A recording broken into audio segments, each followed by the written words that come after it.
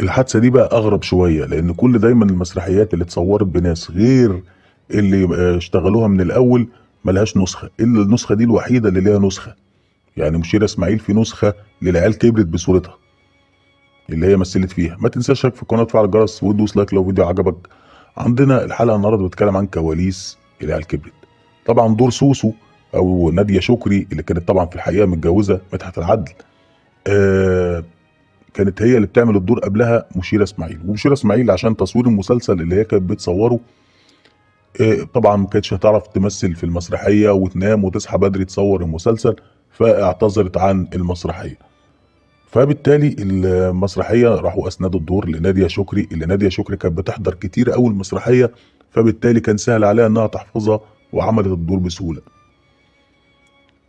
طبعا نادية شكري قالت وقتها ايه اللي كان بيخليها تحضر طبعا المسرحية وكده، انها كانت متجوزة سامي العدل وقتها، فبالتالي سامي العدل، فبالتالي مرة متجوزة سامي العدل اللي هو ممثل، وبالمناسبة يعني كان عمل برضه شغل كتير وقتها، فبالتالي كانت بتحضر المسرحية فكانت حافظة بالنسبة لها. وقالت إن مرة كان أهلها موجودين في الصالة، وحكينا الموضوع ده قبل كده، وكانت خايفة إن هم يهجموا عليها ويتحاركوا معاها لأن هم كانوا زعلانين إنها اتجوزت جوازة هم مش راضيين عليها. فبالتالي سعيد صالح ما سابهمش غير وهو طالع وراهم بيجري وبالجلابية، بالمشهد بتاع الجلابية ده، وراهم بره المسرح لحد ما صالحهم على نادية شكري. والمسرحيه دي كان في نسخه منها سبب منعها لحد دلوقتي ان كان في جوه المسرحيه في تصوير سينمائي. يعني ايه؟ كان في كده مشاهد بتتعرض على شاشه عرض الاول، تعريف عن كل حي من الاولاد، يعني تعريف بكل حياه الابناء. يونس شلبي مثلا يجيبوه وبيقولوا انه علي بيحب الرسم وكده، زي الفيديوهات التعريفيه او المشاهد التعريفيه بالشخصيات، كانت دي موجوده. فكان فيها حاجات غريبه، منها مشاهد تدخين، بيشربوا سجاير، وخروج عن النص. ودي حاجات طبعا كان فيها خروج عن النص بجراءه جامده جدا، ما استحملتهاش القنوات دي. النسخه اللي فيها مشيرة اسماعيل موجوده بالفعل، بس في قناه مشفره وما بتذاعهاش، وطبعا مش هنلاقي منها نسخه على النت. هحاول اجيب لكم نسخه على النت، ولو لقيتها هبقى انزلها لكم في اللينك تحت في الوصف. مسرحيه العيال كبرت عمرها الفني تقريبا 44 سنه، تم عرضها اكتر من 44 سنه، تم عرضها لاول مره سنه 77، يعني نقدر نقول انها 48 سنه.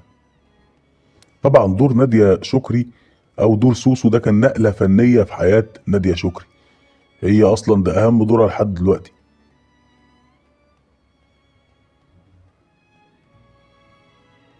وبالمناسبة للناس ما تعرفوش، محمود مرسي هو اللي رشحها انها تعمل الدور ده.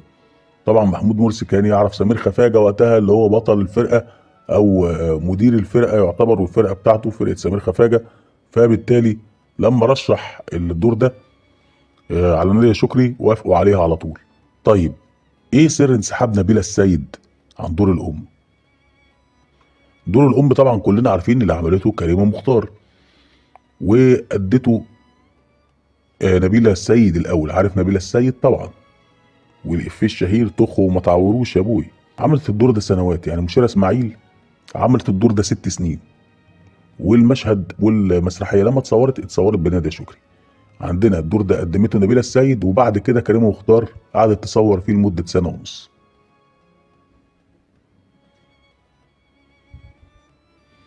وزي ما حصل مع سوسن بدر في مسرحيه الواد سيد الشغال، حصل مع نبيلة السيد ان جالها مرض فما عرفتش تكمل بقيه العمل، واتصورت المسرحيه من غيرها.